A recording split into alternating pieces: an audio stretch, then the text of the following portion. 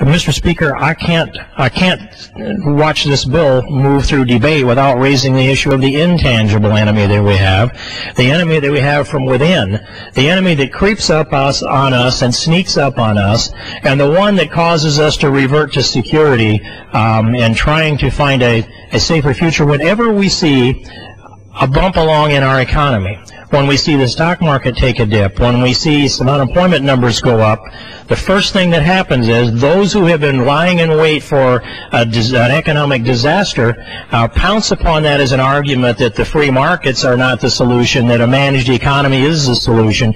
And we're in the middle of a pivotal debate in America today, Mr. Speaker, and that pivotal debate rests not so much on the physical security of the American people as it does the economic opportunity of the American people.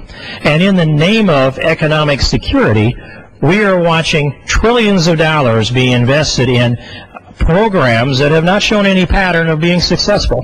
And so there was a $150 billion stimulus plan not quite a year ago, and then a $700 billion stimulus plan that came out before the election, the bailout plan as it's commonly known, and now we're looking at perhaps a $900 billion stimulus plan that has with it at least $347 billion in interest attached to it over the next 10 years, which takes us to $1.3 trillion.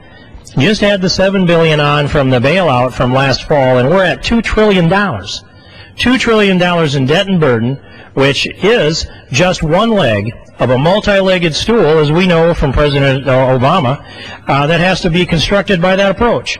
And I will submit that as much as we'd like to provide for the safety and the security of the American people, and I will continue to support and work together hand in hand across the aisle on those issues, I do oppose the idea that government can spend money better than people can, and I oppose the idea that creating new government programs and spending trillions of dollars, and this one leg of the multi-legged stool is a $2 trillion leg, Mr. Speaker. How many more $1 trillion before we get all the legs built on this stool that may look like a centipede and our debt may look like it's insurmountable into the future? We've got to revert to the things that made this nation great, the foundations of the American exceptionalism, and those foundations have been, and if we're to have a future, will be the free markets, the free enterprise system, and our faith in those markets.